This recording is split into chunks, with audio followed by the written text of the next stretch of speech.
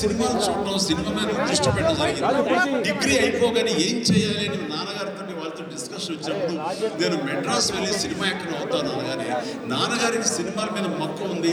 ఎక్కడ లోకల్గా cinema shooting జరుగుతుండగా ఆ ప్రొడ్యూసర్ తోటి ఉన్నప్పుడు నాన్న 1-2 వేషాల్లో చిన్న చిన్న వేషాలు అయితే సెకండ్స్ ఉంటుంది, 1 మినిట్ ఉండదు. ఏ సెంటర్ నాకు ఇది ఎందుకు చెబితే చెయ్యొచ్చురా, కానీ అది మన ఏరియా తెలిసిన లేదు, ముక్కు లేదు, ఎవరిని చేయొద్దు, చాలా కష్టం. ఇక్కడ అన్నోన్ ఫీల్డ్కి వెళ్ళి నువ్వు రాణించగలవా, ఏదో నేను రాణిస్తాను, నేను వస్తానని నమ్మకం.